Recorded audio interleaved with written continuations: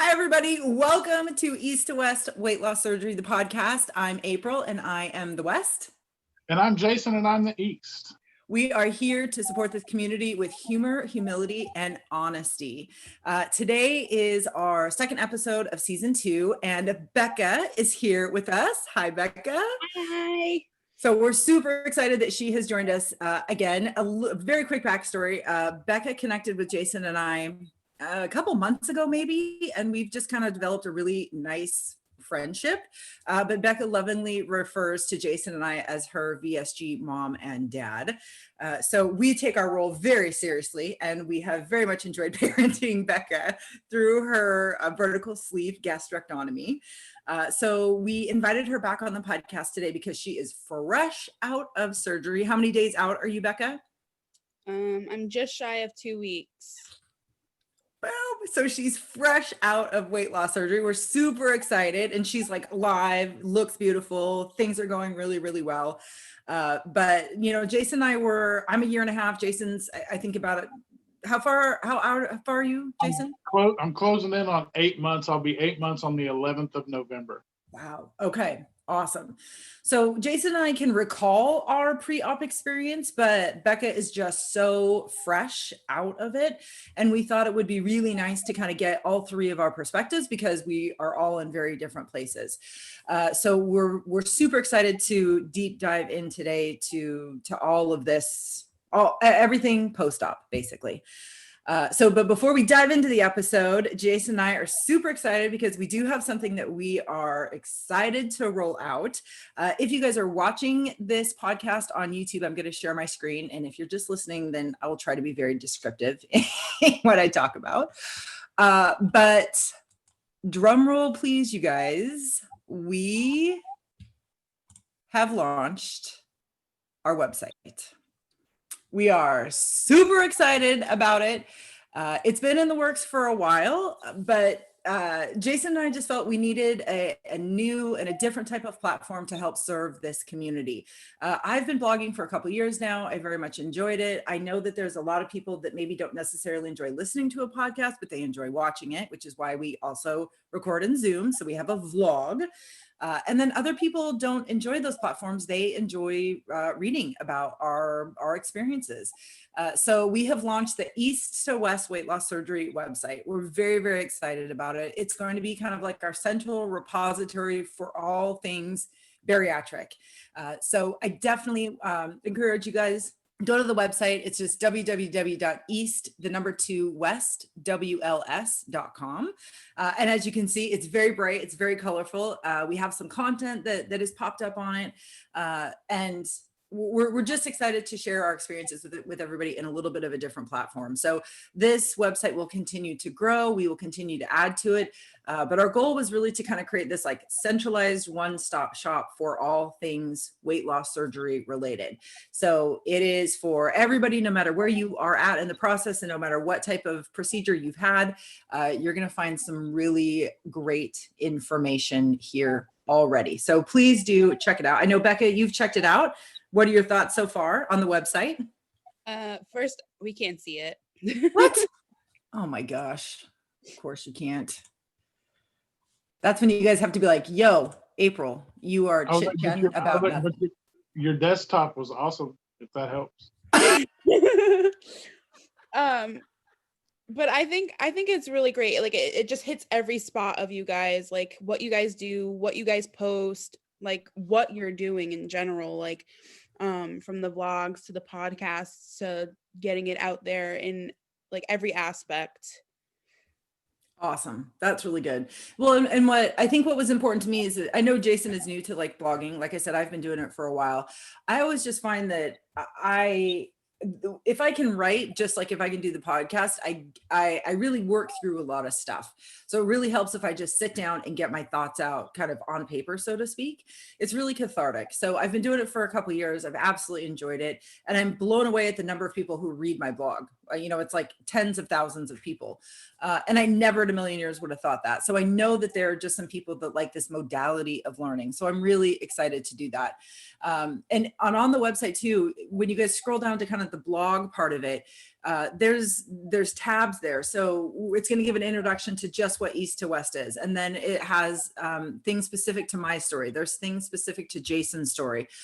We have product recommendations. We're going to be doing product reviews. We're thinking about doing the virtual meetups again, possibly book groups, right? So there's all these things that we're thinking about doing, and our website is going to serve as kind of like that singular place to come and be, and a place for us to grow community as well. So if you are interested in the website, please do check it out. You can also subscribe to the website. So if you kind of scroll down to the middle, there's a subscribe form. You enter in your email, and basically what that means is that anytime anything gets published to the website, you're going to be the very first one to know. So if you are interested, definitely subscribe to it. And then, yeah, we'll just be posting stuff there often. We're excited about it. I'm like, definitely excited. Definitely love the way it looks. You did a fantastic job with the majority, building it like you did. And that's, like you said, just another way for us to get help further the experience for those that aren't comfortable doing Instagram or podcasts or, anything else.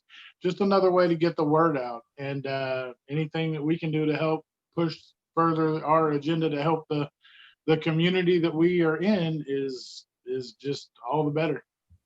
Yep. Awesome. I agree. All right. Perfect. Okay. Y'all ready to dive in? Becca, you ready? Yep. All right. So we already said a little bit of the background to this episode, but I just remember from my own personal post-op experience, I did a ton of learning up to surgery about like what life would be like afterwards. And I bought, all the shakes, and I had all the vitamins, and I was like ready to go for life after surgery. But I very much was lacking the knowledge of what it would actually be like. I was not prepared for what my life was going to be like the moment I woke up from surgery. And, in our discussions earlier, for me, that first month, it was very dark. It was very gloomy. I was not prepared for that whatsoever. And that was very different for me because that's not just my type of personality. I know, Jason, your experience was even a little bit different from mine. You felt like you were good to go. It was pretty simple. It was a different experience. Yeah, much, much different from my side. I jumped up like ready to tackle the world because I knew that in order to leave by the time the surgeon made his rounds again that next morning, because I was first up. I came in at 5:30 in the morning, was in surgery by 7:30, back in the room. And I knew that I had to make so many laps before I could go home. And I knew I had to drink so much water before I got to go home. Mm-hmm. And my goal from that point was to be released. The first time he came around and said something and saw me, I wanted him to dismiss me then, and that is exactly the grind I woke up on, and then quickly fell back asleep a few more times before I could get all my water in, which was hilarious to me because I was so drowsy. I'd be sitting there trying to sip my little 1 ounce of water, and they'd come back and be like, "How's your water going?" I'd be like, "Well, it'd be gone if I wasn't asleep." So I kept having to blow through them, but luckily I had everything done and ready to go, and had far less problems than a lot of the people that that were listening to, even talking to you and Becca both. Yeah, my situation was quite a bit different. Yeah. So really our hope or our goal for this podcast today is we want to talk about, okay, what was life like right after surgery? What happened and you were prepared for, what happened and you were not prepared for, and then really just kind of your general overall experience. So, we really just want to dive into kind of like your physical state, and we want to dive into your emotional state, because we all know, I think, I'm going to just take a stab in the dark here, but I think every single person who's had weight loss surgery, about maybe a week, 5, 6, 7 days after surgery, you really start questioning all of your life decisions, right? You're like, what the hell did I do? Why did I do this? This was so stupid. I could have done it on my own, blah, blah. You're right. I went down this really, really bad, negative, dark path. And I mean, obviously all three of us are here. We're happy, healthy, smiling. We don't regret our decision at all, right? So it was a moment of darkness, and then it blossomed into this lifetime of light. So, right, it's bad for a little bit. It can be bad for a little bit, but then it very quickly goes out of that area into an amazing life. So I'm really excited to dive into this today. Well, and we talk about a lot about the bariatric Bible and what they give you, post-op for what it's going to be like, or pre-op that what it's going to be post-op, and the things you've got to do to get you ready for surgery. And then if you really notice inside of that, all your like your pre-op is kind of driven towards this narrow hallway. Like, this is all that you can do in this narrow hallway before you have surgery. And then if you realize post-op, it just says, eat this for this period of time. Eat this for this period of time. Eat this for this period of time. Yes. If you feel uncomfortable, call the doctor. And you're like, well, wait a minute. What kind of uncomfortable? Like, what's the level of uncomfortable, of discomfort I need to feel before I call somebody?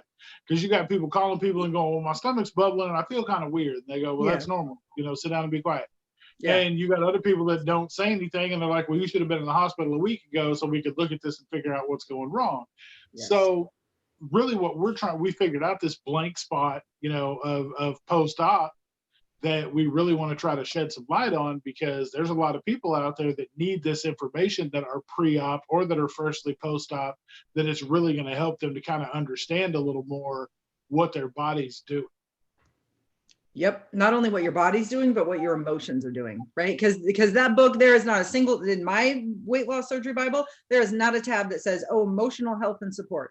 It's like it doesn't even exist. And as the three of us have discovered, it's almost, I think, the most important part of it. And nobody wants to talk about it. So we talking about it. No, they think they covered it with your little 1 hour pre-screening session with the psychiatrist to make sure that you don't need a jacket that makes you hug yourself. Mm-hmm. And then once they figure out that's not what it is and you don't need to be in a rubber room, then they're like, oh, you're good to go.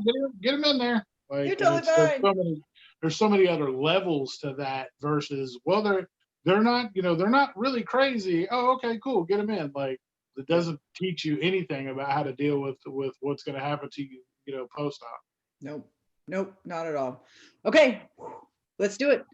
Becca, will you take a few moments and just introduce yourself to the community? When did you have VSG? Why did you choose to have that form of surgery?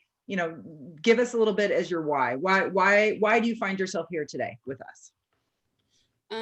So I'm Becca. I am 22 years old, and yeah, I've been fat my whole life. I mean, from a young age, I kind of knew, like, in the back of my head that I would end up having bariatric surgery. So it's not really a surprise to me at this point that I've had it. Even through like all the diets that I've tried in high school and in like early on in college, like I just kind of knew in the back of my head that I would have it. And then one day I kind of woke up in the middle of April and I was like, what the fuck? Like I looked at myself, I was like, what the fuck? I was like, what am I doing? And that was just kind of it. I told my mom that I was like considering it and signed up for a virtual meetup with my surgeon. Within the next couple of days, I had my consultation booked. I met with him and that was just it. That was like the start of it all. My why is just kind of myself. I mean, I'm 22 years old. I kind of consider that pretty young. And knowing that someday I want to have kids, and I also nanny for kids that are very active, and I've worked with kids my whole life. I want to be able to run around with kids and not get tired after like one lap around the playground. And also working with kids, they have a lot of questions. And so most often I get asked, why are you so fat? Or why are you so big? Or why is your belly so big? And it's like, how do you explain that to the children that, well, it's my fault. It's not the way I was made, but it's pretty much my fault at the end of the day. So like, you just kind of push it off and you go, that's not really nice. Don't say that. But I just kind of like want to live the life that I was meant to be. And yeah, I mean, I want to chase some kids around. I chose to have VSG because of how young I am. My surgeon just kind of said, I don't want to do a full bypass on you. If down the road we need to, whatever, that's down the road. But yeah, so I had VSG on October 14th. I'm 12 days post-op. So just shy of 2 weeks. Yep. And doing really well. Right. I mean, you had no complications. And I know in conversations you and I had before, your liquid pre-op diet was really strict, and you worked with your bariatric surgeon to kind of help you through that, and you did it successfully. How much weight did you lose before you even went in for surgery?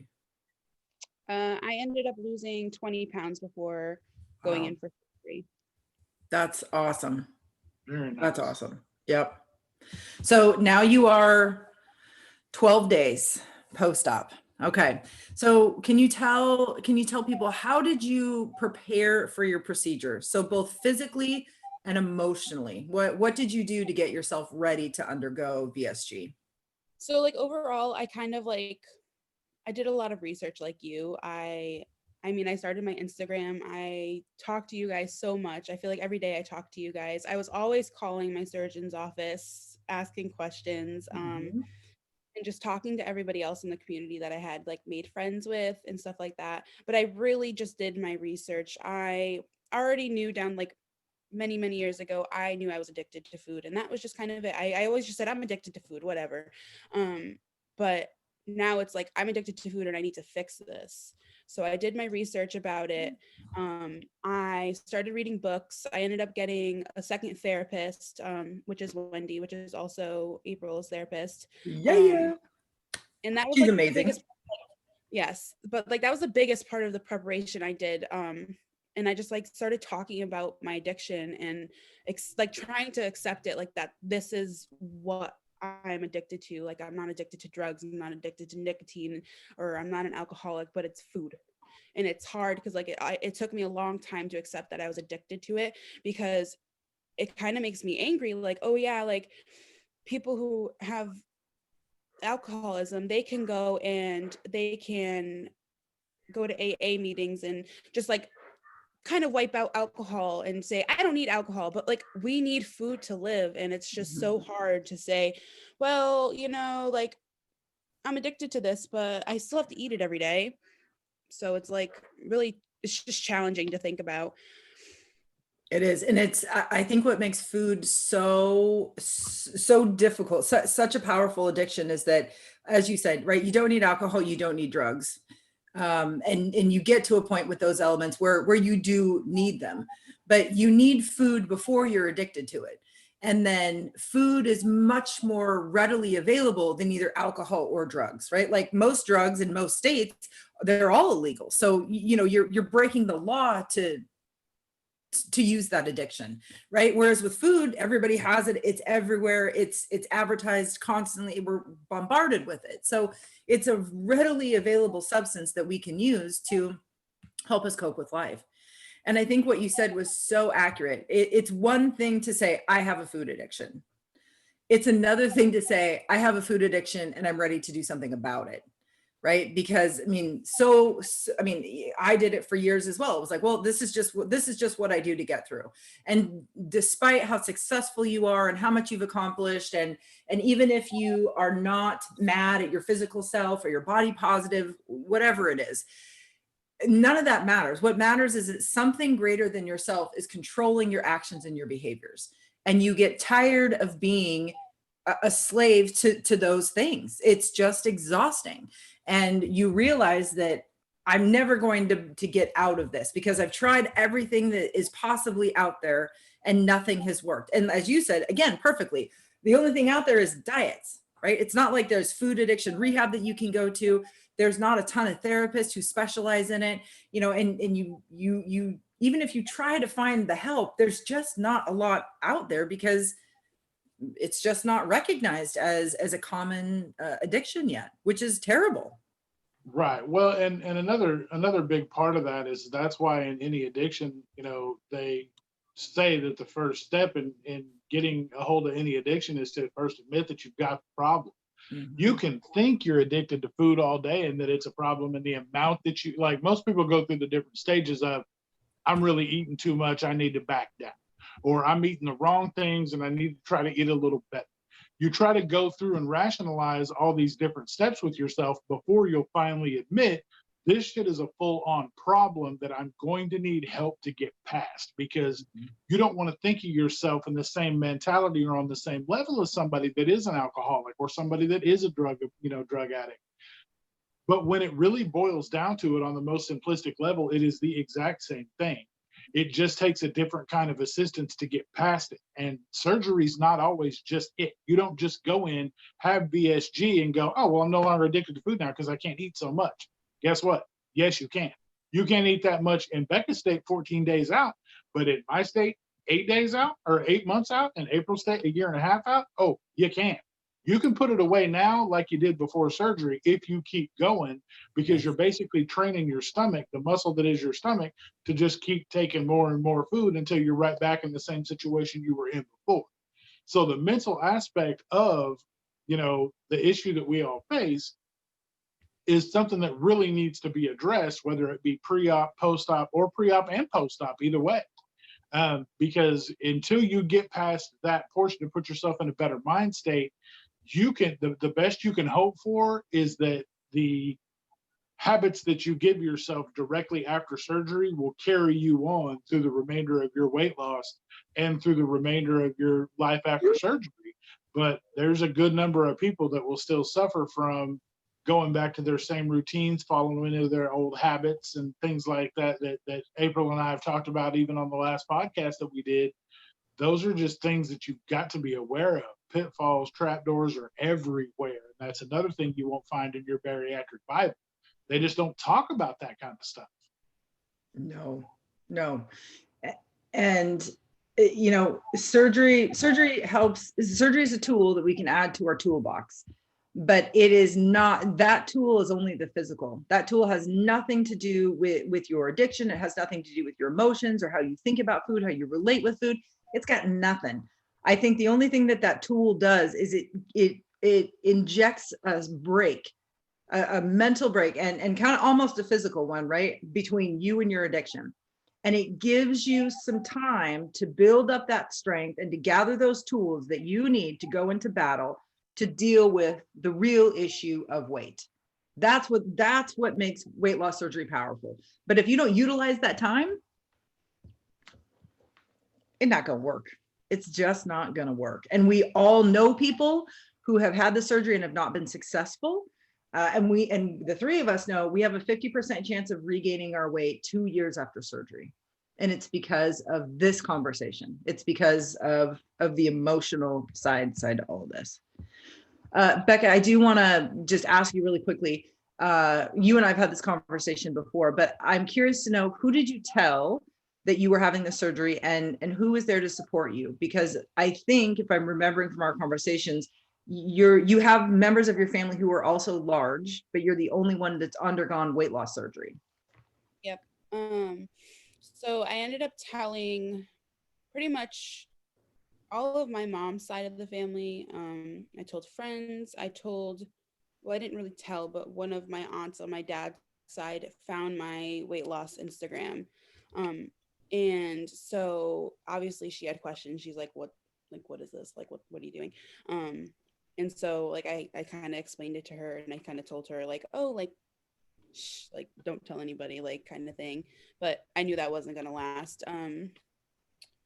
But like, my biggest support honestly was my parents and my boyfriend. And then obviously, like, we've had this conversation, my smaller family members were my biggest support.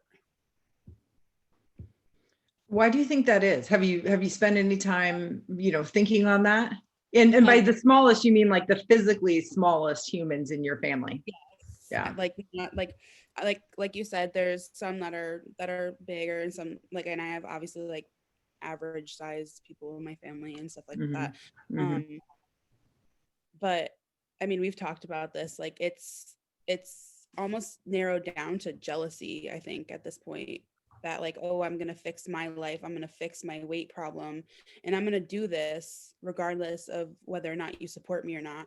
And them just being like, well, like, like, I tried to do that and I couldn't do it, but like, Weight Watchers works for me and all this other stuff. But when you look at it, it's like, you've tried Weight Watchers for 10 years at different times and still gained all your weight back. So is that really sustainable for you? Will it be sustainable for me? Is it sustainable for anybody like else who's going through food addiction? Yep. Really great question. And we have talked about this before, kind of that outsider syndrome, what we kind of call it, right? But when people see you making a change that they know they should also be making in their own lives, but they don't yet have the tools or the courage or the energy to do it, it can create rifts between people.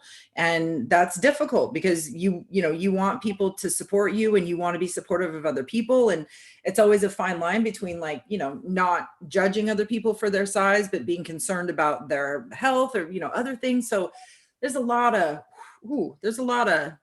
crazy stuff that kind of goes around with that. But Well, obviously, sorry to interrupt, sorry to cut you off, but I mean, it may not necessarily so much even be that it's something that the other people need to do, but anytime you force, or not even really force, but anytime other people feel like they have to start looking at themselves and doing any kind of self audit, they start, then the resentment starts popping in because they're like, oh, well, so you're going to think you're better than me because you're going to get your surgery done and you're going to be all small and I'm going to still be big as shit, but I'm doing Weight Watchers, so whatever. Like, they, in their mind, that's the rationalization they come to, that, well, they're doing something about theirs too. They're just choosing to handle it different.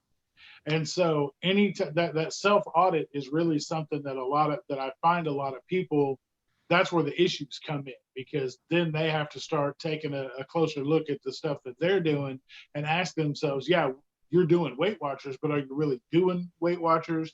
Like, you're going to the meetings, you're reading the books, you're looking at the stuff, but are you really working the program to the best of its ability so you can get the maximum payoff, your maximum return on investment? And a lot of times the answer to that is no. mm-hmm. No. And that's such a great word, Jason, self audit. Yeah. Because nobody wants to do that, right? Everybody wants to say, like, no, I'm doing things.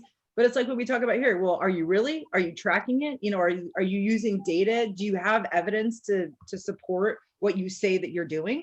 And You hit me 90%. with that the other day, and that Yeah. was fucking brilliant, because I was like, I mean, like, you and I were just talking about it. And you're like, I'm like, yeah, got down to 319. Then I looked again, I was 324. Like, and now I'm pissed off. And you're like, well, what are you doing different? And I'm like, I don't know, everything. Like, I completely bailed on the whole program, and I'm over here doing this shit off in the weeds, and I'm wondering why it's not working. Like, I know why it's not working, Magellan. Like, get back on course and figure it out. Like, and now that I've done that, I've lost 4 pounds of water weight that I packed on because I was eating shit I wasn't supposed to be eating. And so now I'm right back where I wanted to be. And now I can get back to continuing on the journey. I just had to take a little detour real quick. But that's where we talk about having support systems and people that will call you on your shit is the most important part to this whole situation, because April flat out was like, what are you doing different? And I had to look at her dead face and be like, everything. Like, she's like, what are you tracking? I was like, nothing. She's like, what are you eating? I was like, shit. Like, so I knew, like, I couldn't hide from her in that situation. And what's hilarious is she and I have never met face to face. We've never been in the same room together. But through this damn Zoom link camera, she can look at me dead in my face and be like, you're full of shit. And I have to look at her and be like, you're right. And that's just one of those things. Like, if this is going to work for you, not only do you have to have somebody that's going to hold you accountable, but you have to be willing to be held accountable and not try to skirt the issue or lie about shit, because that's junkie mentality. Like, that shit that true addicts do, because they don't want to take a look at the shit that they're doing that they know is not right. I mean, should we just call it there? Or?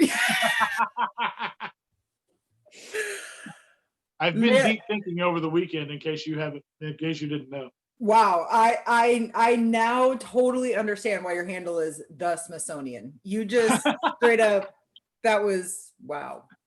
Becca, that was some knowledge drop for you right there. Oh my God. Okay, so my next question for you, Becca, what was your immediate reaction when you woke up from surgery? So you were in the hospital, you're coming out of anesthesia. What was going through your brain when you woke up? So I don't really remember much. When I woke up, I know I woke up in recovery. There was a nurse sitting next to me, and she's like, "You want some ice chips?" And I was like, "Heck yeah!"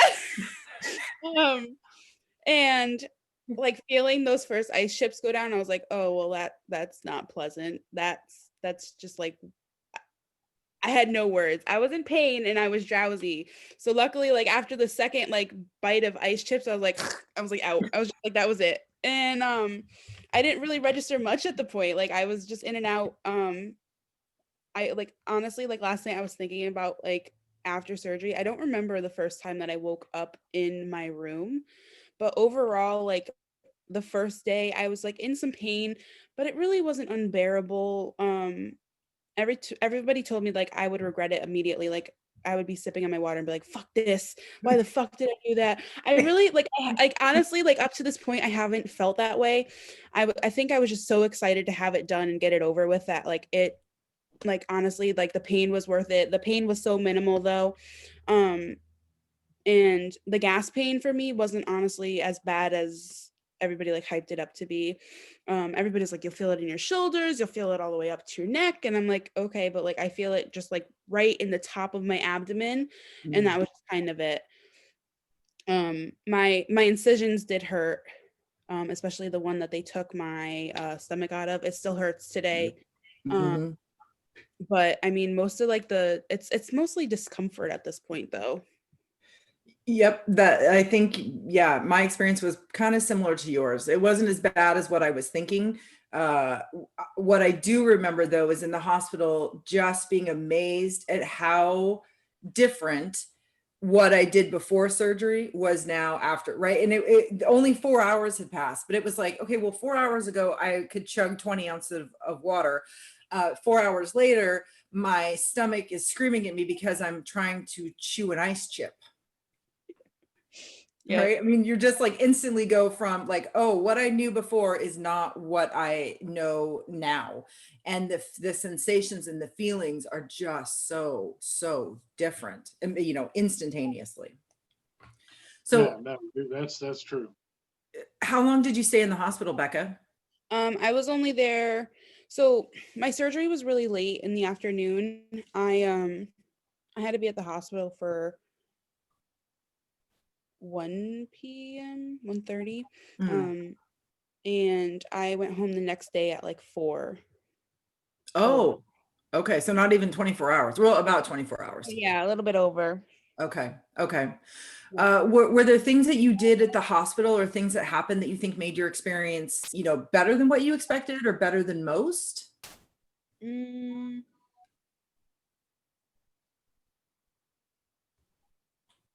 I honestly like so there's another woman in my room. She had like the first surgery of the day, and um I could definitely tell like the difference between us. Like she was able to eat more and like well she's like not eat like eating but like jello and like tea and water Yeah. and more down. But and then obviously like my dad was with me at that point and he's like, she's eating more than you. I was like, Dad, there's like a 12-hour gap in between us. Yeah. But I was like up walking more than her and like she was always complaining about gas pain. Like I was up walking as much as I could. Mhm. Um and she like walked like a couple times, but honestly like I could say that was a huge like game changer was like just getting up and walking because they were giving me infant gas drops and Mhm. the first night okay they worked, but the next day like when I woke up I was like these aren't working, like we need to like get up like and go. Yes. Yes. That is I think the two keys to my quick recovery was that I got in 10,000 steps a day. So the day of surgery and then the day I was released, 10,000 steps. And I got in 10,000 steps a day for 4 weeks after surgery. And I asked for a belly binder. So I too was sharing a room with a woman who was not doing as well as I was. And the nurse came in with a belly binder for her and put it on her, and and she was kind of saying like, oh, this feels much better. And I was like, what is that? And then I just let it go. And then I was having some discomfort because all of a sudden you got to use your abdomen muscles to stand up, and that's painful. And then I just remember asking the nurse, like, well, what did she get? And what is this? And they put it on me. And I was like, oh, hot dog. This is what I've been missing in my life. Now I feel like my guts aren't going to like spill out of me every time I try to get up. So I remember those were the two biggest things for me. It was getting in just a crap ton of steps and then getting fitted and wearing that belly binder, you know, from just a couple hours out of surgery was like, that made the experience so much better, I think, than others. Yeah, I came out of surgery with a belly binder, and Oh, so I know, like, I see a lot of people that were like, "Yeah, I had to ask for one," and I was like, "I just woke up with it and was like, cool, this is what we're doing now." So to me, it was a little different, and it definitely helped. I didn't take mine off for almost like 2 weeks. I think I was mhm. right about around Becca's time before I actually tried to take it off at all. And even still, I still wore it intermittently. I would take it off and try to walk a little bit, but I Yeah. didn't like the way it made my stomach feel. So I'd put it back on for when I walked and stuff, but then use it around very sparingly around the house. But when I came out, I don't remember anything in recovery, which is funny because I'm deathly allergic to all pain medications. So I was taking Toradol, and that's it. But apparently, even though I had told everybody and it was in my chart that I'm allergic to all pain meds, I talked them into giving me morphine, which I don't know why, because I know what happens. And exactly what happens is what happened. I woke up when they got me in my room and got me in my chair. I immediately was like, trash can, please. And I stuck my head in the trash can and I threw up for the next hour. And then I was Oh, like, okay, I think I'm done. And then I was fine. I was after that. I didn't have any more issues. But I was like, why did you give me morphine? And they were looking at me like, crazy ass, you told us to. And I'm like, but I'm allergic to it. And they were like, you still asked for it. And I'm like, I don't know why I would do that. I was under the influence, sir. Like, why are you gonna listen to me? I was high. Like, I don't know. I don't know what I'm doing. Like, why are you gonna listen? I'm the one that you listen to. Like, come on now. Like, you know what you gave me. Like, so yeah, Oh my I thought that was hilarious. But yeah, because normally if I do stuff like that, I'll throw up for like 12, 16 hours just straight. I'll just be thrown up. oh, I I didn't got it. do that And I, this time. Luckily, I just got, the one time and God. got it over with. But yeah, after that and doing that fresh out of surgery, oh, let me just tell you that right there. Oh yeah, oh, that no. that really makes you reevaluate your life choices. Uh-huh. Um, but it honestly past that point, I'm like you guys, like I got up, walked as much as I could, did as many laps, but when I got home is when I adjusted the way I was walking because I realized that especially in the heat out here in Florida, like I was not trying to get too far from the house and then my body be like, what are you doing, dummy? Like, you can't just be up moving around like that in this heat. This is a little different. So I kind of just did, around the driveway a few times until I got comfortable. Then kind of down the street and back a little bit. Then finally started, add more to it every day until I could do enough to kind of move around. But gas pain for me was the same. Like I was able to control all my gas pain with deep breath. Like if I got a gas pain, take a deep breath and hold it, and somehow it just moved it away to where it wasn't a problem anymore. And I let the deep breath out and just kind of keep it moving. Wow. Yeah. Was there, Becca, was there something that you wished had happened at the hospital that maybe would have made your experience better? Or was the hospital just kind of like, it is what it is? I would just want to get in and out and then move on. So originally I was really pissed off because I had to go to the hospital alone because of COVID. Oh, I didn't even think about that. Yeah. So like especially like I'm used to going to the hospital like for surgeries with like a posse of people. Like I'm talking like mom, my boyfriend, like sometimes my brother, like some friend, like I show up with a whole group of people. It's like Um, entourage, yeah, medical pretty entourage.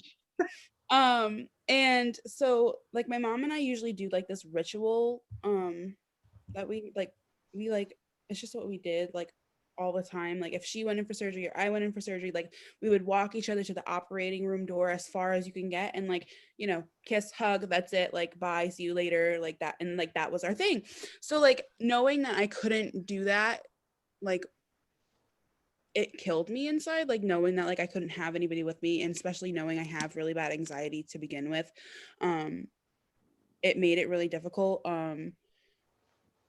And so like my anxiety was like all time high as soon as like I was okay through the day. Like I ended up working half day before surgery. I was like whatever. Um And like after like I got home, I was like, all right, like I found myself pacing. And I just like, I don't know, my prep, like my time in my prep room was horrible.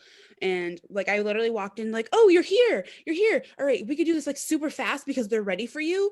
Like you could have been here like 3 hours ago and we probably could have got you in, like sort of like that. And I was like, okay. And so like my mom was like, get into the prep room, get ready, like call me, like whatever. And I was like, yeah, like that'll work because they usually give you time to like relax and like calm down. Didn't get that. Doesn't So sound like. at one point there was 5 people in the room with me at once. Mm. There was two nurses. There was my surgeon who had just walked in to let me sign the papers. There was probably more than 5. There was like 3 people for anesthesiologist. There was just a lot of people at once around my bed, and I'm like sitting here like this. And like all I'd want to do is like call my mom and be like, Mom. So but like I think the thing that set me off was like I was getting my IV. She's like, all right, we're gonna like do your IV, and they're like, oh, you have like really great veins. And I was like, okay, sure. I haven't drank anything all day, but I don't know how I have veins. And so like she was like, oh, like your arm, like your hand, and then she decided to try and like go in the side of my wrist. Oh. And it felt like she was stabbing the bone of my wrist. That was it. That was it. Cue the anxiety attack times 4. Like, horrible. And I had a mask on too, and I literally could not breathe. I was like literally gasping for air. And I was like, look, like I can't breathe. This is bad. I was sobbing. My surgeon's rubbing my back and he's like, it's okay. It's okay. And I'm like, no, it's not. So they ended up giving me relaxing meds, which made it a little bit like better, I guess. My mom called me as they were doing it, and I was like, "Hi, Mom, I'm getting relaxing meds." And literally, I don't remember anything else from like usually like I'll remember like getting into like the OR and like stuff like that, but no, like I don't know how they got me in the OR. I don't know how they got me on the operating table. I don't know anything. But I did have some really, really great nurses that made the experience so much like so better. I like before and after, they were just so like motivating and like all around genuine towards me. And like I couldn't have asked for better nurses, especially during this time, knowing I couldn't have like my people with me. But like the only thing that kind of like I wish was different is I never saw my surgeon after surgery. He must have like cut out my stomach, ripped it out, and like stitched me up and said bye. But I think it would have made everything after surgery like a little better because I had a lot of questions about what I was feeling, and like because like the nurses they're helpful, but they're like, yeah, you're supposed to have gas pain. You're not supposed to be able to drink much. You might puke. You get pain meds, gas meds. Yeah, here you go. Yeah. But they don't know like I would ask like, oh, like what, like I have all the incisions. Like, what are these incisions for? Like my stomach, it feels weird. Like, is this normal? And they're like, and I was like, I just wish like I had like somebody like I did end up having like somebody come in to like just say, hey, like the surgery went well, but like it wasn't my surgeon. Like I wasn't able to like have that like, how did surgery go? How was it? Like kind of like make sure everything was good, like, and what actually happened until later in the evening, well, later in the afternoon, the day I left. So it was just kind of stressful too. But it was like I can't complain. I mean, it's a hospital. Like yeah. But those are really good things for you to even before you go in for surgery is to ask though, right? You know that you can advocate for where you want the IVs in your blood to get drawn. I have horrible access here. I always have them take him in my hand, and I was able to say like, nope, you're not going in my arm. You're going to take him from my hand, right? Like this is where I want you to do it. So knowing that you can advocate for those types of things, and then also asking the question before you go into surgery, when will I see my surgeon, or do I get to see my surgeon? And even having some questions formulated, because I absolutely agree with you. You want to connect with the person that just cut your stomach out, and you have some pretty specific questions that you probably would like to ask them. And I think the flip side to that is, I mean, for the surgeon, this is like going to Starbucks to them, right? Like this is just so normal, so everyday. Whereas for us, we're so removed from any type of medical procedure like this. And the anxiety that comes with that is just through the roof. So to know that you can advocate, you can ask those questions, you can advocate before surgery so that you're a little bit more prepared after surgery is a really great tool that we can use to help our hospital experience go the way that we would like it to. So that's a really good point, Becca. Yeah, no, Okay. you're 100% right. I know for me that when I went through it, I didn't have any anxiety until the very morning of when they got me in there, got the gown on, got me in the bed. I really started. She came out of nowhere and it cranked up to 10. And I'm looking around and I looked at my wife. I was like, I think I made a mistake. I think we're gonna go. We're just gonna go. We'll stop and get breakfast on the way home. We're gonna head out. Like this is dumb. I'm not even doing this shit. And right about that time, the surgeon like rips the curtain open and he's like, "How we doing?" And I said, "Well, I'm about to go." And he was like, "Going to surgery?" He goes, "Yeah, you're going to surgery." And I was like, "No, I'm about to head to the house." And he was like, "What do you mean?" And I was like, "I don't think I can do this." And he was like, "Oh no, we're doing this." He's like, "Everybody in here is here for you." He's like, "We're gonna take care of you. We're gonna get this done." He's like, Yeah. "Don't sweat it." He's like, "I know you're freaking out. I know what you're worried about." He's like, "But trust me." He's like, "We're all going to take the most excellent care of you." And luckily mine was just before COVID happened. Like literally a week after my surgery, they shut surgeries down completely for the next couple of months. So I got in there right before, so my wife was with me. But yeah, I felt the same way as far as that goes. But it was hilarious because my wife was like, she told the doctor surgeon, she's like, "I don't know where this came from. Like he was cool until literally like 5 minutes ago." And he's like, Cool. "Nah, it's normal. It happens." And that's just kind of how that shakes out. Like, don't sweat it. But it's because deep down shit is about to get real, and that when I wake up from surgery, I don't think my crutch is going to be there anymore, and No, that is 100%. terrifying. It's terrifying, right? So and I think everybody, I mean, I freaked out, you freaked out, you freaked out, right? We all do it because it's like, okay, I thought I was ready for this big change. Maybe I'm not. What if I fail? You fill in the blank. It's a very, I think it's one of the most real moments that we've experienced either ever in our lifetime or in a very long time. And when you face that reality and that there's no going back, it's a big moment. It's a big scary moment. But clearly we survived. We're on the downside of that. So Becca, your first week home, what was that like? Was it easier than what you expected? Was it more challenging? Yeah, just walk us through what that first week was like. Yeah, really quick, I just want to say I was really excited. I felt really prepared for surgery, going up until like that moment. I felt really prepared. Like I was ready. I wanted this. This was like I had no regrets, and like it's just crazy like thinking about like I went in and I was like my people aren't here. This is not okay. But yeah, like it's just so weird like how it's like, yeah, I'm ready. Everybody kept asking, are you anxious? Are you anxious? No, no, no, it's fine. Yeah. Well, I had a guy the morning of mine. He self-sabotaged it. He went and had breakfast before he came to have surgery, and they were like, what are you doing?" And he was like, "What do you mean?" And they were like, "You Oh. can't have surgery if you ate." And he's like, "I can't." And I'm Oh like, yeah, no, he meant to do that.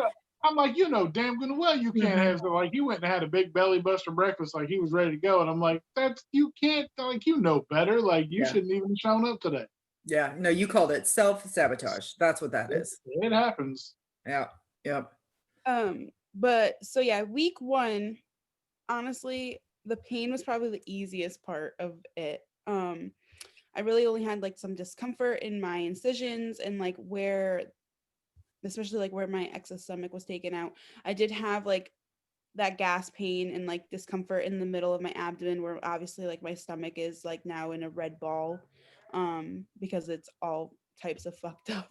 Hmm. But everything was hard, like trying to sip, trying to get protein in, listening to my stomach. It was just very stressful. And my new stomach did not want anything but water at this point. Like it said I don't want this. I don't want that. I don't know what that is that you just try to give me, but I'm going to try and puke right now. Um, but Let's talk about that for a little bit, because this was the biggest revelation for me after surgery, and it was because of Wendy, who you and I both see. But I think I was maybe a month out of surgery, and Wendy said, "Well, I was struggling with, I don't know what I was struggling with, but she said, well, when was the last time you checked in, with your stomach?" And I was just like, "I don't. Are you talking to me? Like, what kind of stupid ass question is that? Like, what do you mean? Why would I ask my stomach? My stomach's not a person, Wendy. Like you're just thinking like this bitch, like this. No, no, no, no. But turns out, you actually do have to communicate with your body.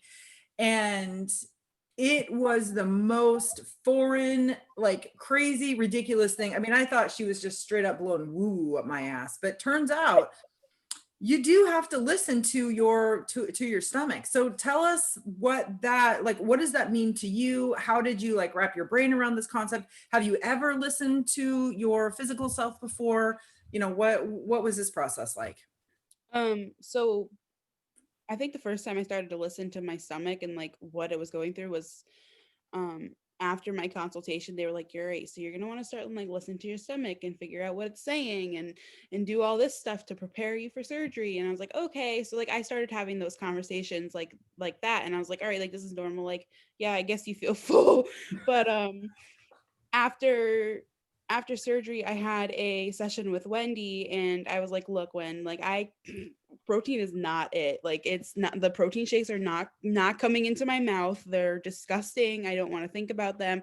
And she was like, "All right, so take 2 days." Give like, well, she was like, well, first she was like, "Talk to your stomach." And I was like, "All right, I'm gonna talk to my stomach, Wendy." Um, so I'm just sitting here awkwardly. I'm like, "All right, stomach, what do you want?" She's like, how long do you think that your stomach needs?" And I'm like, a long time.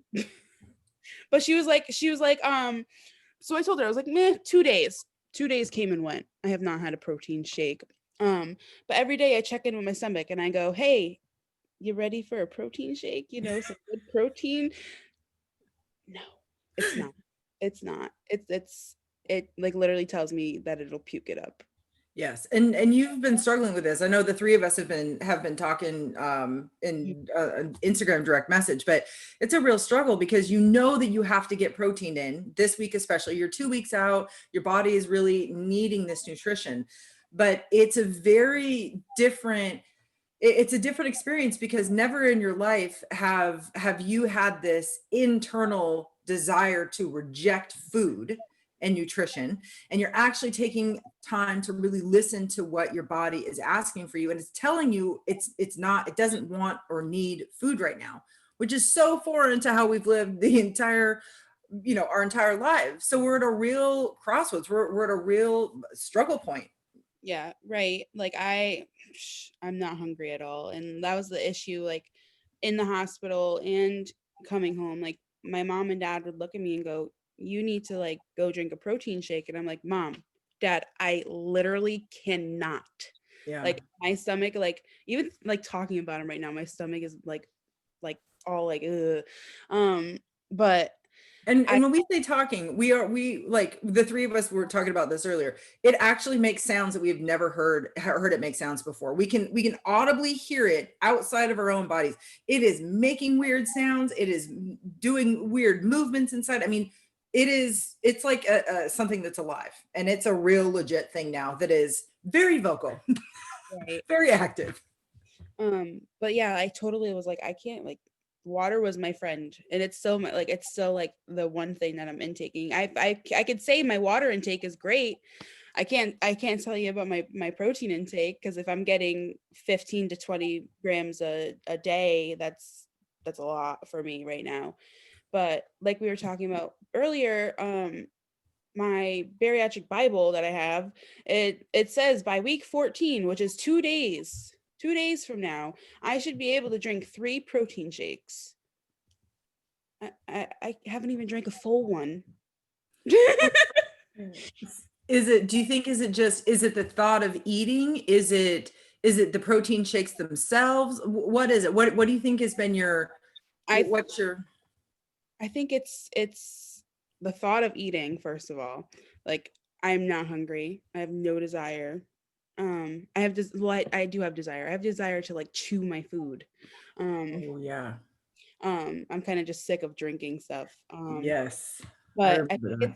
I think it's also I'm over protein shakes and like fake protein. I had a 4-week liquid diet before surgery. Like, so if you think about it, I'm on week 6 at this point of all liquids. I'm You ready for a change. You over it. Yep. So when you think about eating something, so I'm just going to say like eggs, scrambled eggs, or I don't know, right? Something soft, cream of wheat. Does that sound enticing or So just I've actually been doing cream of wheat. Don't tell my surgeon. I literally take a half a tablespoon of it and I'm yeah, able to eat that. And I throw Gene Pro in it and some cinnamon, some Splenda. yeah, I could eat that all day. yes, and But that's enjoyable. yeah, so like And I could eat that. I could eat sugar-free pudding, like stuff like that. Like I'm getting stuff in. It's just not the protein shakes.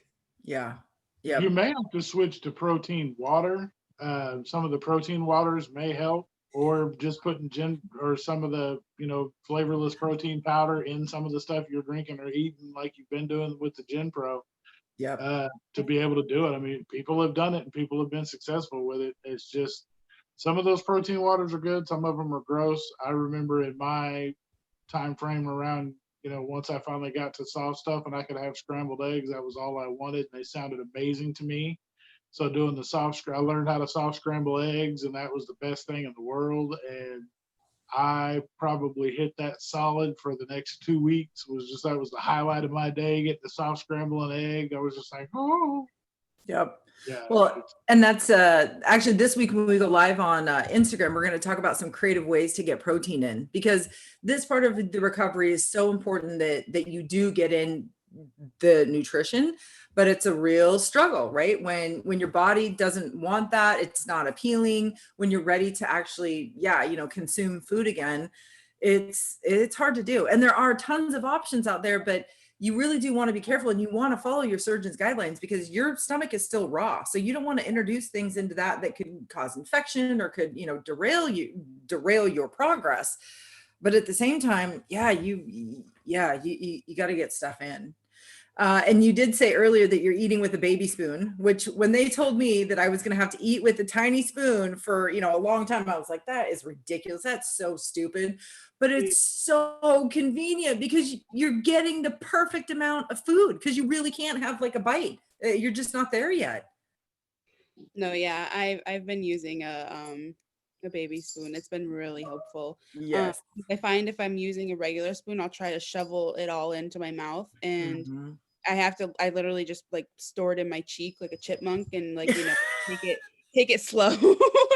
um, but no, like what Jason was saying, like about adding protein and stuff. I've added like I feel like I've exhausted all of my options. I've added Gene Pro to Gatorade. I've added Gene Pro to this and that, and I've tried the protein waters. They all taste disgusting. I think it's just like my body is like saying goodbye, fake protein.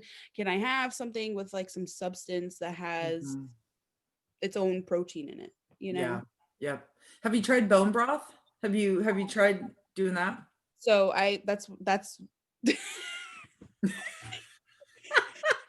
So that's the only way I'm getting protein in right now, is bone broth. I like other than that, I'm trying some yogurts, but it takes me 3 days to eat a yogurt cup, and Yep. ooh, Mhm. yogurt was not okay for me ever in life. It still to this day is not. I How had can the you smallest little bit of spoonful of yogurt in my stomach. The top met the bottom in the middle and was like, nope. And I was just like, okay, we're done. All right, never mind. Just kidding. Like that was, yeah, my stomach, because my stomach, like that's the only way I know that my stomach's not going to have it is it cramps and it cramps hard and it cramps really um quickly. It'll just be like, nope. And I listen very carefully. I'm like, yes, sir. Okay, we're done. Next. yeah. But it's like you talked about the baby spoon thing, and it's funny because at least with you guys, it looks, it doesn't look so crazy, but when you're, 6'4" and 450 pounds, and you're standing there with a little tiny baby spoon and this little tiny quarter cup of stuff that you're trying to eat out of, and people are looking at you like, you bump your head? Like, what's wrong with you? And I'm over there like, no, I'm good. This is all I get. Like, and they're just looking at you like, you all right? Oh my God. I love it. Becca, have there been things that have been more challenging than what you expected your first week, or are there emotions or revelations that have really kind of bubbled up from you since you have had your procedure?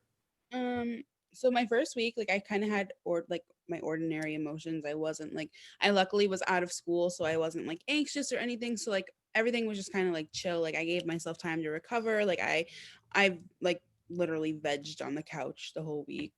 And I did feel myself like almost like jealous of others that were eating like regular food. Mm.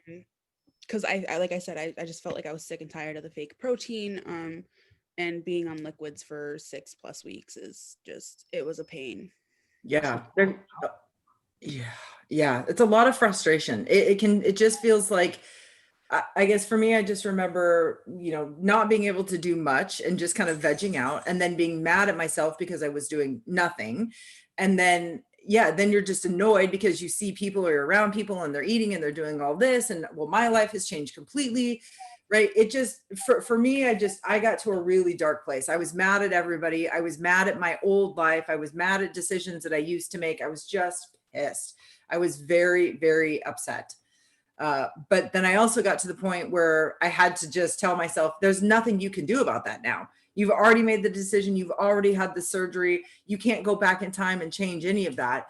My only option was just to move forward and to live my new life as best as I could with my new circumstances. And that took me about 2 weeks to get there, because there was a lot of anger. There was a lot of sadness. There was a lot of second guessing things. But you kind of get to the point where it's like, there's nothing I can do. I mean, it is what it is now. I've had the decision to have the surgery. All I can do is move forward.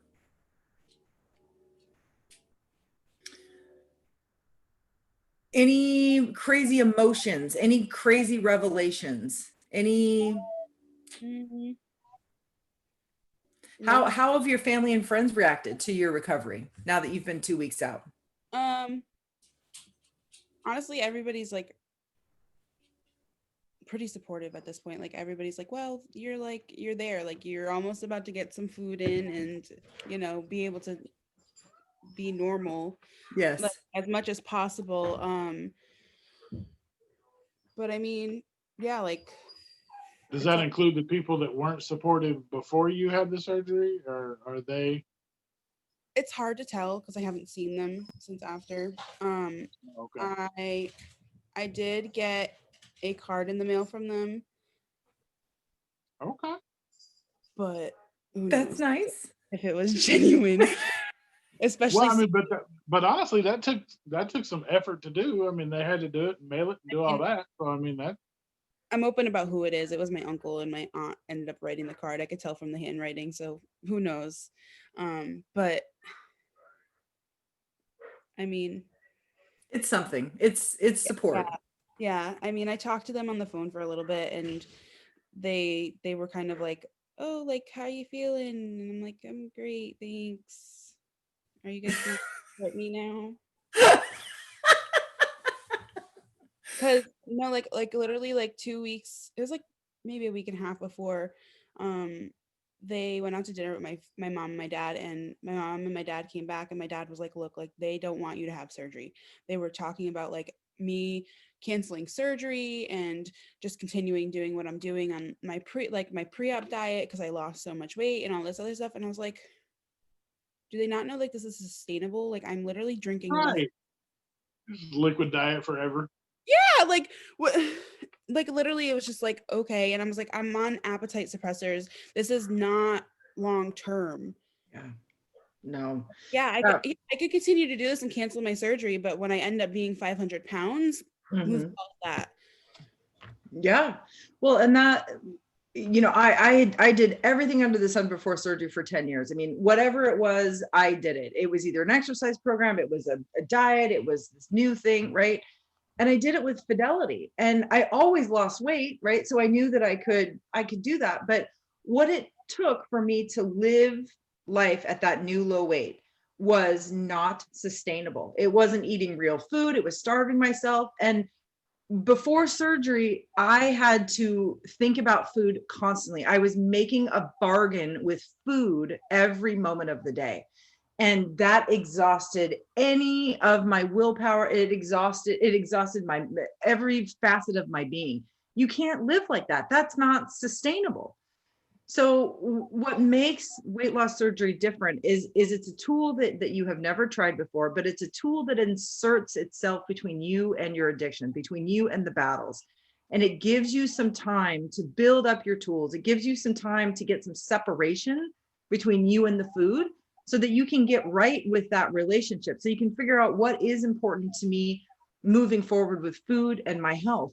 And nothing else on the planet does that except weight loss surgery. That's it. It's the only thing that does it, because we finally have a tool that is sustainable, and we finally have a tool that gives us that which what we were missing before. Because we've all said it 1,000 times. We've done everything we possibly could do before to live at a healthy weight.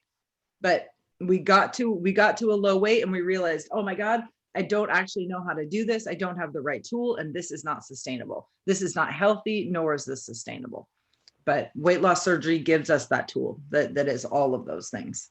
Yeah, And it's a process just like everything else. Whereas like we said, the surgery is one part of it gives you the tool, but you still have to put the work in. Like for those that say this is the easy way out, or you just chose this, and easy my ass. Like I'm gonna tell you, I've been there, and I'm gonna promise you, it's not so easy, because you can still run yourself right out of the you can still break the tool just like everything else, expand your stomach back out. You can still make poor choices. Like that, this isn't easy. It's a struggle every day until you finally get to a point where you've put yourself in the right position to make the right choices just out of habit.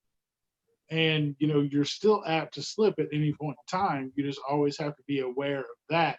It just becomes less of an every single day, multiple times a day struggle to make sure you're hitting all your points. Yep. it's literally just a cycle before surgery. You go through this feeling of, oh, I need to go lose weight. So you start a diet. You start the diet, you do really well, you're doing good, and then all of a sudden something else happens, pet Yep. fish dies, and that's it. The world comes to an end, and you start eating your junky foods again, or you go back to the way that you were eating before, like binge eating and stuff like that, and then that's it. You've gained your weight and then some back. It's just like a cycle. It just goes round and round and round. Yes. Yep. It's insanity. It's absolute insanity. And that's why I get so frustrated with people, who say like, well, it's weight loss surgery is the easy way out. No, no, no. Weight loss surgery is the most challenging way out, but it's the only way that promises actually to get out. That's it. Because I mean, yes, we can do bad things and we can go back into a shame cycle, right? We can continue to do that. But I think after you have gone through all of the work physically and emotionally to get to the point of surgery, you survive surgery, you get through the pain, you start to tackle the emotional stuff. All of a sudden, now you've got all these tools that you never had before to battle it, right? Right. Whereas Atkins and all these other diets, quote unquote, they don't give you the thing that you were missing. They don't give you that separation from food, which is exactly what this is. It's a separation from food. Well, and you can't even, like, when people say like surgery is the easy way out, like staying fat's not even really the easy way out. Like you can't, No. like, staying fat's easy because you don't have to do shit to stay fat, except you have loss of mobility, you have loss of health, you go through shit daily, that issues that you have while being fat, that you just can't. I mean, you there's lots of downsides to being fat, so that's not even the easy way. No, no, no. The easiest way out is to do nothing. That's the easiest way out. So yeah, so instead of you doing the easy thing, you did the extremely difficult thing. And people are going to want to make you feel bad for doing something hard, because that means that if you can do it, they can also do it. And they just don't want to do it yet. They're not ready. They, for whatever reason. Well, okay, that's on them. That's got nothing to do with us then. That's one of my favorite things. It's like when I learned the trick, and the trick is, oh, when people hand you their shit for you to hold, you go, oh, actually, that's not my shit. I don't have to hold it. Weird. I can just give that right back to you and go, oh, I'm sorry, you left this at my door. There you go. I ain't got time for that. Please get out of here with that. So Becca, what have been some of the biggest changes you've noticed from week 1 to week 2 in your recovery? Are you noticing physical changes? Are you noticing emotional changes? What's shifted for you? So I mean, just general like changes. I'm actually able to like take real sips of water more frequently. At first I was like, all right, this is it. A little tiny sip. All right, gotta wait. But now like I'm actually like, if I'm thirsty, I can take like a few good like almost gulps at this point. And I mean, I'm getting a little bit more of protein in, but not where it should be. But I like the pain aspect and gas, like I feel pretty much back to normal. I mean, physically, I feel great. I went on my first walk yesterday, like post-op, like that was great. Like I didn't feel too horrible, but my legs were like, all right, you haven't done this in a while. Yeah. But overall, like I'm down 75 pounds since my highest weight and just over 13 since surgery. That's crazy. Yeah. And my incisions look really great. But like the only downfall physically is like we've talked about this is like nobody talks about how your breath changes after surgery. You and I talked about this. Oh yeah, the three of us did. Yes. You got some stink stuff coming out of your mouth after surgery. And it's just because of what you've gone through, right? Like your body is processing so many different things, and it's just got to come out somewhere. Yeah. And no, nobody tells you that. And well, your friends and your family do, because they go, oh my God, close your mouth. It smells like a sewer factory. And you're like, what? I haven't eaten anything.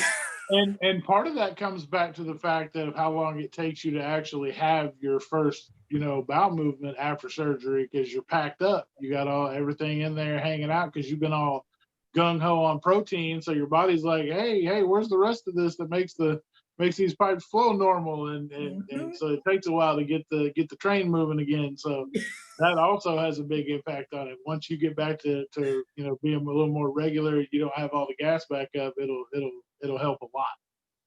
Yeah, I think like also it has to do with like the fact that we're not chewing anything too to move the stuff in our mouth. Like after drinking like bone broth, like my teeth have like this like film on them almost. Oh, weird. Bone broth film. Cartilage. No, but like it's like I don't know, it like almost feels like I don't know, like it's just like a film almost. And like, and I could tell the change from like my breath before and after the bone broth. Like I'm not like, it's not like I'm chewing stuff to move like all the plaque and stuff in my mouth either way. So everything's just either sitting there. And the chewing motion also signals our body to begin the digestion process, right? So not only is the chewing mental, but it also is saying like, hey, it's time to start rocking and rolling here, because you're going to need to do something. But when you're just sipping it, those signals are not going through your system. So it's a completely different sensation. Even though you're chewing liquid, you're still getting your body primed and ready to start like doing food again, which is huge. That's like, yeah. That's a good thing. And we're not being disparaging about the bone broth industry, so please don't. You don't need any letters from the bone broth industry talking about how we bash them, but we're not doing it. Nothing wrong with bone broth. It's just not for me. Not for everyone. I loved it. I love it. I I love love it. That I love bone broth. Like I was really happy to have it. Like the first couple days, like it was something different, and like now it's just like, oh, here's bone broth again. right? Yeah, it does get That's old. the It's thing is just like you just have this bone broth. You're like, yep, it's just like the protein shakes. Yep, having another protein shake. yes. But My wife poured bone. She opened the lid and just tilted the carton, and I was like, "Nope!" It didn't even barely hit the bowl, and I was like, "Uh-uh." I smelled it and saw it hit the bowl, and was like, "Will not eat that at all." You Nope. wuss. So You there's like wuss. 2 or 3 cartons of it just sitting in there. I'm like, mm-mm, no, no thanks. Becca, you said a really important thing, which is kind of related to our emotions after loss surgery. Food all of a sudden is really boring, right? And for so much of our life, food was entertainment, food was fulfillment, food was joy. And after surgery, I mean, almost instantly you realize, oh, there is no joy in this anymore. There is no entertainment in this. You're so over it. I just remember thinking like, I am never going to find enjoyment from food again. And I am fine with that. If I could just skip it, if I could just take a pill and that would, be my nutrition or that's my food so I could get this over with, I would be so much happier in life. I mean, it's a real mind shift. And it's hard to kind of wrap your head around. And it sounds like that's kind of where you're at right now. You're definitely to the board stage.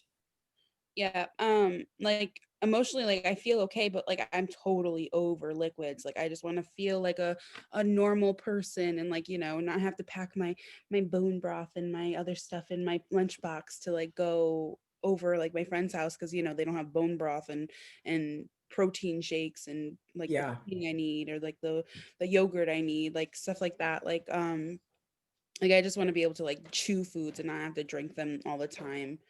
But like I've definitely noticed like a change in like my emotional feelings from last week to this week. What have been the biggest changes? um I think I'm more on edge and like irritable, I think, at this point. Hmm. Well, Yeah, I that'll, mean, that'll go with food when you actually start to get to adjust it, and actually start eating food again. That should subside hopefully a little bit. When I used to pack my little quarter cup ricotta bakes around and do that with my little vegan ricotta, but yep. it'll make a huge difference. And April, yes, Willy Wonka, we would all like to have a pill that gave us a full meal, but we don't have that. So the rest of us have to figure out how to cope and deal with little bits of food at a time. Yeah, and it is a change. Well, and I think that's the other reason why you're feeling irritable and just annoyed is because you're this is the time when you're physically feeling better and then all of a sudden you're like, "Oh, wait a minute. I have a lot of time all of a sudden to think about things." For me especially, that was the biggest revelation after surgery was just realizing how much time before surgery how much time I spent thinking or obsessing about food before surgery. And now all of a sudden after surgery, you're like, okay, wait a minute. I don't want to ever think about food again, or I'm so mad at food, or it's just not even appealing.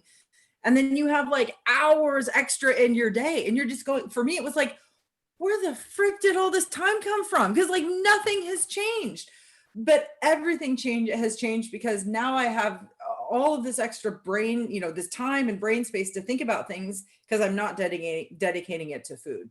And I think that was one of the reasons that I was so angry and irritable after surgeries because I finally realized what healthy, normal sized people's life was like, because mine was nothing like that. I spent 99% of my day thinking about food in some capacity, and healthy people don't do that. They just don't do that. And now all of a sudden, right, one little thing changes and now, oh, this is how I was supposed to be living my entire life. I was so mad. I was so pissed off at, I don't know what or who, but I was angry and I was mad and irritable. And I don't think there's any way around it. You just have to live through it. You just have to fight through it. Talking about it helps. Writing about it helps. Getting that feeling of anger and emotion out is a good thing. Just like you got to shake the gas loose, you got to shake all of these things that are bubbling up to the top, right? And there's nothing wrong with them. That they are your thoughts and your feelings, and they exist for a reason. So we just have to acknowledge them, say, "Yep, that's how I'm feeling. That's what I'm thinking. Okay, great." And then move on, because Well, and I remember having a lot of like what she's talking about with that, and I shorted a lot of my transition times by a couple of days. I'd be like, yeah, I'm ready to try that. So I'd give it a small try. It didn't completely, mess my stomach up. So I just transitioned a little bit early. And I talked to my nutritionist about it, kind of came clean with her. And she was like, yeah, it's really not a big deal. It's more of a guideline than it is a hard line Mhm. that, if you're really feeling like you can get past that. And my liquid diet was only 2 weeks. I don't know who in the hell thought a 4 week liquid diet would be okay, Mhm. because I would not. There's like, I didn't have a problem with the 2 week, but you could kiss my entire ass, and that's a lot of ass before surgery on a 4 week. I would have been like, I'm gonna have to get another opinion, another surgeon, somebody that's not talking 4 weeks, because the 2 weeks I thought was gonna be hell. But I just, yeah, I couldn't. So that's why I said I shorted mine by a couple of days on each account. Never had any issue with it, but I felt a lot of the same way. I was like getting antsy, getting agitated. So Yeah. I And I knew think it was time to try something different. and it's one thing to get antsy and irritated and turn to food to move through that feeling. But I think we feel like such garbage after surgery anyways, that when we start feeling with that, we really kind of just naturally start dealing with it on our own without food, because food is no longer a crutch for us. So I think if we're having these conversations with ourselves, and if we're sounding crazy, but if we're actually talking to our stomach, and we're listening to what it needs and it wants, and we're trying things safely, that's like kind of how you're supposed to live your life after surgery. You're supposed to listen to what your body needs, and you give it exactly what it needs, and you stop when you feel full. You stop when it doesn't feel good anymore. That's normal, and we've never done it before. Never. And it's terrifying to like figure that out, on your own. All of a sudden they're like, well, the surgeon's like, well, cut your stomach out, eat less. And you're like, what the hell? I don't even know what that means. I've never in my life have eaten less. I've always eaten to the point where I need to like lay down on a couch and put sweatpants on, because that was apparently joyful. And now I don't want to do that at all. I mean, it's just, dude, all kinds of new. Okay, so Becca, what are you celebrating this week, and what challenges are you facing this week? Um, so I'm really just celebrating my water intake being good and feeling better. Like I didn't expect to like be up on my feet and like feel so good so fast. Um, Yeah, because but you've already gone back to work like part-time, right? Mhm. Which is Yep. amazing. Amazing. And Jason, don't shake your head at me. No, you I would mean, no, no, no. it's great. It's great that you feel like you can. Like for me, I could have gone back at day 4 post-op, but I sit on my ass all day, so it's way different. I'm not chasing kids and trying to pick kids up and do all that. And I didn't do a lot. Like the most standing I would do was get up to get water intermittently throughout the day and walk the gas pan off, go to the bathroom and stuff. So for me, it wasn't that big of a deal. I took 6 days, but I could have gone back in 4. Yeah, no, yeah. Beck, when you told us you were back to work part-time, I think Jason and I both were like, what the hell are you doing? Oh yeah. What in the actual hell? But I mean, my kids are older. Like yeah. my youngest one is 3. She's pretty self-sufficient, so the most I do is cook lunch. So Well, yeah, I mean, and so that makes it a lot different. I mean, for you, yeah, it sounds like it's a lot more physically demanding, but you also have the ability to scale back and say, while I'm recovering, while I'm getting better, we're just going to modify the program a little bit. And then once I'm back and feeling better, then we'll go back to, chaos and mayhem that little toddlers are used to doing. exactly. She knows too. Like Oh, I explained it as much as I could to her. I was like, yeah, like I had surgery, like there's boo-boos on my belly and inside, and I have to take it easy. And she's like, okay. That's the greatest thing about kids. it is. They are pretty good like that. So um what? I'm Yeah, well, also what? I'm also celebrating my pureed stage. I can switch over to on Wednesday. Whoop, Yeah. whoop. Oh, good. Oh, Yeah. legit, kind of like baby food. Oh, what's Yeah. up? Um, so I'm spending like the next couple days like trying to figure out what I want to try and get in. Yep, smart. But my biggest challenge, of course, is just the protein. It's just Yeah, so low and it's not where it needs to be. yep. So we're Well, working on that. yep. And on Wednesday, we're going to talk about some creative ways that we can sneak some protein in. And I think, you know, you're doing well. You're listening to your body. You are looking for creative ways to get it in. You're cognizant of it. And you know that you need to get more of it, which, you know, is a good thing. So, you know, I mean, Jason and I will be checking in with you forever. Basically, we're gonna be wanting to know your macro numbers. So, how much protein, how many grams of protein you get in, how many ounces of water, you got your vitamins in, right? We got to go through that checklist. But you know, we say it all the time here. You can't change what you don't track, right? You can't acknowledge what you don't track. So, even though tracking is a pain in the ass, it's a great, and especially now, if you're only tracking 3 things, your water, your protein, and your vitamins, that's a great place to start. Those are your 3 most important items.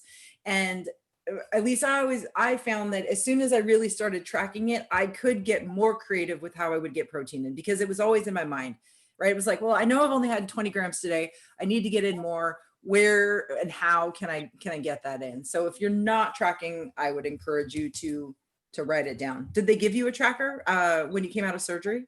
They gave me a water tracker. Not a protein one? No, I just kind of like eyeball it because I know like how much this one is. So like, Yep. If I could drink this whole thing and then like fill it up halfway and get like that much, like I know like I got a good amount in, and then whatever else I'm drinking throughout the day, it's like Yep. broth. So Yep. I'm kind of eyeballing at the stage because it's like, why am I going to sit here and track my 1 cup of broth? I know, but I know like next Wednesday, I know I'm gonna put all my I plan to do like ricotta bake and something else. Oh, yeah.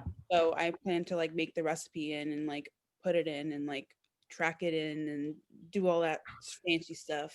Yep. What are you using an app for that? What are you going to track in? I'm gonna try Bariatric, I think. Yeah.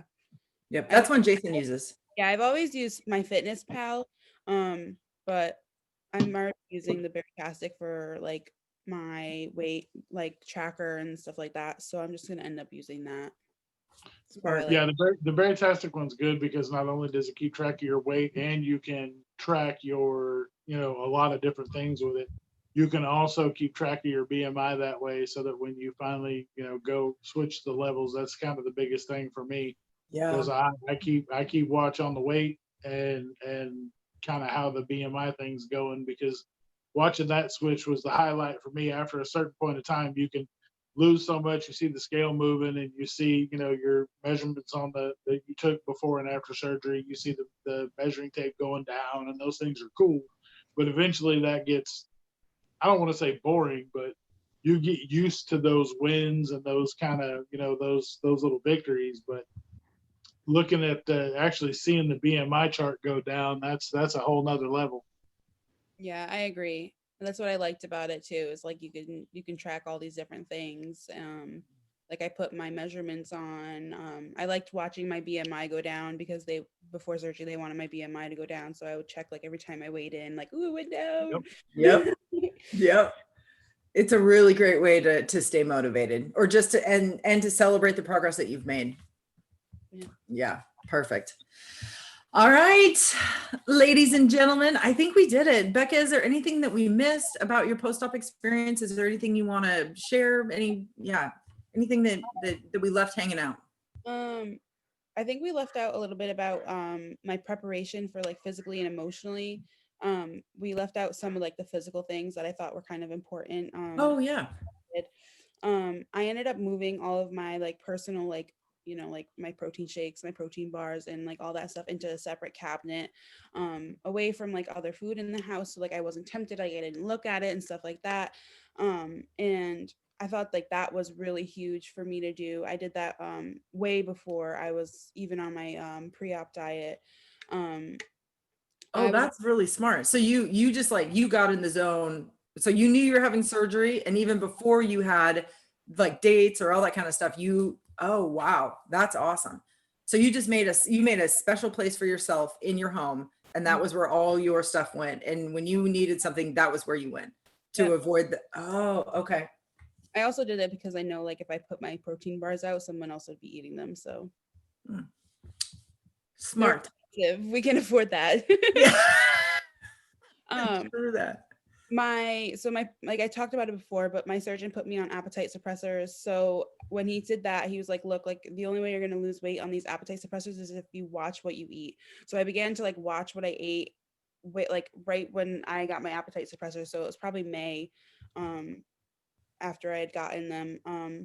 And then I watched my drinking like during meals. Like I stopped drinking during meals. I didn't pour myself something to drink during meals. I tried watching it before and after. And I definitely like the biggest part was like backing away from coffee. I knew that I couldn't have it like, well, caffeinated coffee right now. Like I couldn't have it on the liquid diet or immediately post-op. So I knew like if I back away from it now and the amount of sugar that I used to put in it and stuff like that, if I backed away from it early on, it would be done and over with early. So those are like huge physical things that I did like pre-op that really helped me prepare. And that, I mean, I don't know if I didn't. I did not have a liquid diet requirement. I think I think it was like 2 days before surgery. Really, that was it. But I ate whatever the hell I wanted to eat all the way up until surgery. And I don't know if I really could have done that liquid diet. I mean, that would have been really, really painful for me. That would have been damn near impossible. So the fact that you were able to do those things is pretty amazing. What do you think? What was it about? Did you do something to help you achieve that goal, or was it just something that you just said like, nope, this is what I'm doing. There, I'm not deviating from this. My surgeon told me like it wasn't an option. Like he just kind of said like you need to do this and it's got to be for 4 weeks and like that's kind of it. And I Wow. kind of like resented him for a little bit. I was like, why the fuck do I need to do 4 weeks? I was like, that's crazy. And he tried to explain it to me like the fact that like I was bigger and I wasn't at his BMI goal for me to have surgery. So that's why he put me on it longer. And it was just really frustrating during that time. But like I don't know. I just kind of like was like, well, this is what I have to do. I have to do this. I have to do it for surgery. I already worked up this far to get to surgery. So I knew like 4 weeks wasn't going to kill me. And I do honestly feel like it prepared me a lot for like after surgery. Yeah, I think it totally. Well, I mean, if you've already weaned yourself off of like coffee, and if you've already gotten used to not drinking while you're eating, yeah, those are two huge things that happen instantaneously when you wake up from surgery. So the fact that you've already been practicing those, that's awesome. That's amazing. Yeah. Wow, It, awesome. it definitely makes a huge difference when you do all the pre-work ahead of time. Put yourself in a much better position to get through it that way. And much like Becca's doctor, my doctor said the same thing. It's not an option because your liver, you've got fatty liver, and if you don't want me to cut it while I'm in there doing other things because that's going to lead to bigger problems, then you're going to stick on this liquid diet and we're going to do it, and then you'll get through surgery just fine. But if you don't, we're going to have complications and there'll be problems. So ahead of time, like Becca, I quit I used to drink Mountain Dew by the gallon, and I cut that out about a year before surgery. Then got to a point where I was, right before the liquid diet, I had a little farewell to food tour, went and ate at all my favorite spots, and ate like a freshly freed hostage, and then until I couldn't move anymore, and then was like, all right, let's do this, and then just kind of flowed right on into the liquid diet. Yeah, that's what I did. I totally like once I got my surgery date, I had like 2 weeks until I had to start my liquid diet. And I was like, all right, we're going here, we're going here, we're going here, we're going here, we're going here. We need this. I want this. You need to make this. It was just I like, had I had 3 days, and I second guessed rescheduling my surgery because I didn't feel like it was enough time. I was like, wait, I got to start liquid diet when? And then he was like, yeah, 3 days, and I'm like, I started to be like, can we just push the surgery date a little bit because Daddy wants to get some food in. Like they were like, no, no, it's gonna be this day if you want to do it That's now. I'm like, shit. that's how you know you have a problem, right? When you have a Uh-huh. life-saving procedure coming up, and instead of thinking about your future, you're like, but no, Red Lobster, Red And, Lobster. and and that's exactly why I decided right then. I was like, you're being a jackass and you're going to schedule this surgery. Otherwise, you're going to eat yourself into a coma. And then where will you? So, Yeah. yeah, I literally was just like, that's dumb. Let's do this now and that literally was what I was thinking to myself. I was like, okay, junkie, like, let's schedule this now. That's your thought process on this. Well, yeah, right. Yeah, we're trying to find a vein, like scratching, like, you got any more Put- cheeseburgers? Like, no, Put the done. Cheddar Bay Like, biscuit right in there. Just right in right, there. like get your big ass over there and sign that paper before you do something even more dumb than you've already done to get you here in the first place. Oh, isn't it amazing? It just amazes me when I think back to how I used to think, and not even you. I mean, it still creeps up now, right? So it's not like it's gone forever, but I'm just amazed at the power that food had over my decisions and over my actions before, when I mean, it was absolutely powerless, but I gave it all the power in the world. And and Jason, you and I've talked about this before. We kick ourselves sometimes for waiting so long. Like with Becca, we're so proud that you're doing it so young in your life. You Oh, yeah. recognize it early. You know that the path that you were going down. But Jason and I always say, like, I mean, yeah, we wish we would have done it sooner, but I don't think I could have done it. I don't think I was in the place to do it. And I wouldn't have been successful. So, it all happens at the time that's right for us for all of the different reasons. And just not looking back once you've had it done. Like, cool, you made the decision, you overcame it, you got the tool. Now move forward, live your life moving forward. Yeah, 100%. Wow. Okay, Becca, anything else? Anything we missed about your post-op experience? No, I think we got it all. All right. And clearly you're happy with your decision. You're happy with Yeah.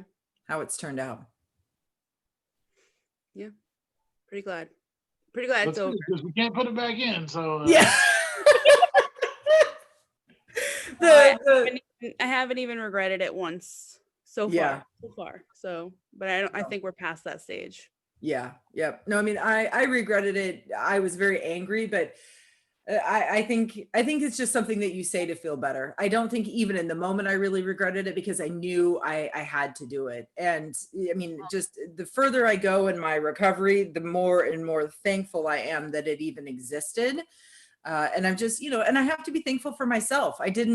I'm thankful that I didn't listen to all of the naysayers. I'm thankful that I listened to my friend. I'm thankful that I made those difficult decisions and that I fought through those emotions, because it's 1,000% worth it. 1,000% worth it. And I think, and if you're listening to this or you're watching this and you are not yet, if you haven't had your surgery yet, but you're scheduled, the woman who inspired me to have my weight loss surgery told me the most difficult time of the entire process is before surgery. And that has proven to be true, right? Because before surgery, you go through 1,000 different scenarios. You work yourself into a tizzy. It's just awful. And then surgery happens, and it's not, pre or post-op is not fun.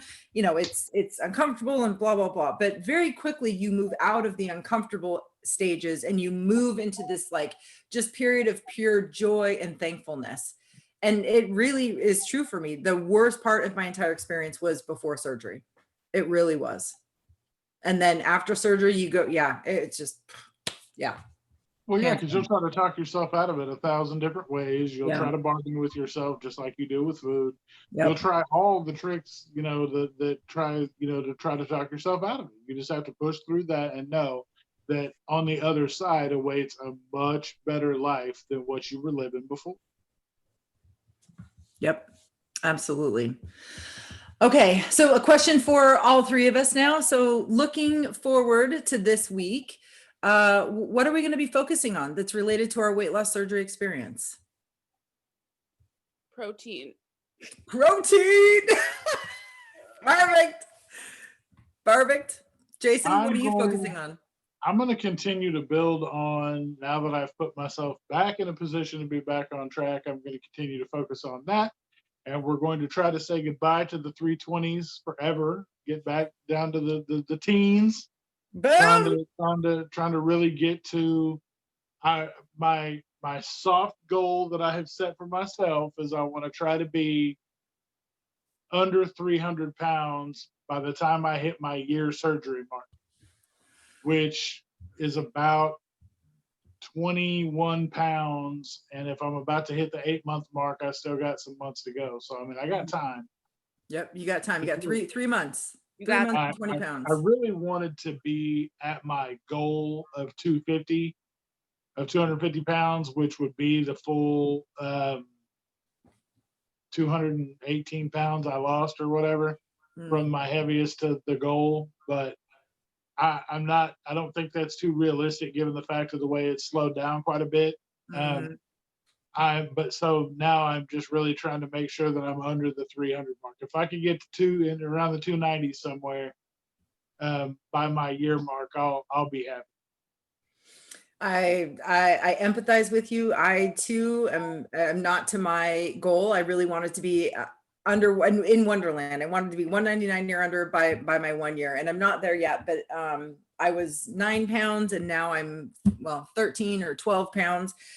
So me too. I'm refocusing on kind of that bigger, overarching, softer goal. And I'm just really working on tracking in portions, and then being active, right? Getting in more of movement. So riding my Peloton, taking Stella for walks, just, doing more with this body. That's what I'm focusing on this week. Awesome. Okay. So next week, looking ahead even to the podcast, Jason and I are going to dive into knowing and owning our why. So why is it important that we keep that front and center? How can we use that as another tool in our bariatric toolbox to help us be successful, to find success after weight loss surgery? So we're very excited to talk about that. There's lots of stuff that kind of goes along with that. So that'll be episode 3. And then this week, we would really love your help. This weight loss surgery community, we're looking for your feedback and for your input. So in the East to West Instagram stories, we're going to be posting polls. That was actually Becca's idea. Thank you, Becca.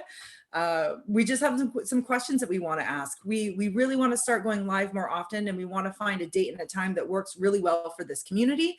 So we're looking for feedback on that. We're looking for feedback on content ideas, and on some events that maybe we're thinking about doing in the future. So please do watch those stories and participate in the polls, because that will be a huge help to us figuring out how we can best support this community moving forward. So that'll be happening all this week.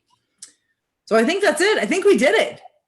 I think so. Man, we always have a knack of, we have a very great talking plan, and then it just turns into this really robust conversation. So I appreciate everybody just donating their time and being truthful and honest about our experiences. We all know that the more truthful that we can be, the more connections we can make in this community. So I appreciate you guys being really candid about stuff. I know it's not easy talking about, but it's worth talking about. So thank you guys for the conversation. Thank you to this community for listening. We always enjoy talking with people in our community. I mean, Becca, we just met randomly, like all 3 of us, right? We were never friends before weight loss surgery, and now we're friends, and we really rely on each other for that support that we need to make it through. So, and it just came with listening and having these honest conversations. So we thank the community for listening and tuning in. And just so everybody knows, we record this podcast in Zoom. So if you would like to watch us, you can go to our YouTube channel. You can just search East to West _WLS on YouTube, and East to West will pop up. There's also links to the YouTube. There's links to Anchor, where our podcast is hosted, in our Instagram bio. So if you go to our page on Instagram and then you click the Linktree link, it's going to give you access to all the stuff where all of our information is on. So please do follow, like, subscribe, review. We would love reviews. We'd love to know what you think about it. And then of course you can share the content on all of the posts and feeds and platforms and all that kind of good stuff. The other thing too that we are always looking for, if you would like to join us on the podcast, please send us a direct message on Instagram, or now you can send us a message on our website. Super exciting. So lots of different ways to get a hold of us. And then we also do Shout Out Sunday. So every Sunday, we just literally shout out the success and the progress of somebody from the community. It's not like paid or anything like that. We literally just want to celebrate you and your accomplishments. So if you would like to be featured on a Shout Out Sunday, same thing. Send us a direct message on Instagram, or send us a message on the website. And of course, The website is live. Please do check it out and let us know what you think. And if you would like to see certain content on the website, if you're looking for information, definitely let us know so that we can get it up there for you. So yeah, so lots of things going on this week, but as always, that's just how we roll. That's how we roll at East to West. There's always something in the works, always something brewing. But please do know that the only reason that we do this is for you. We are here to support the community. Jason and I felt there was a hole, and we wanted to fill it. So thank you for just being a part of this. And really, the community is the best part of what we do. So thank you to everybody who listens and watches and is an active member of the community. Becca, anything else? Oh, sorry, Jason. No, you're good. I was just going to say the support we've received so far has been overwhelming. We definitely appreciate it. We read the messages, the reviews that we get. Constantly monitor all the feedback that we're getting and the views and things on the podcast side of things, the analytics that we get. So we just appreciate, what you guys have done so far. Can keep continuing to do it. We'll keep doing what we do to help support as best we can.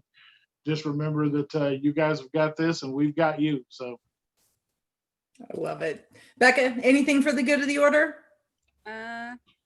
No, I'm good, but thank you guys again for having me. Dude, we love talking with you. Well, you're our daughter. I mean, we're family at this point. So that's it. Awesome. All right, you guys. Well, thank you so very much for a wonderful conversation, and we'll see you next week. Yes, ma'am. Bye. Bye, guys. Bye.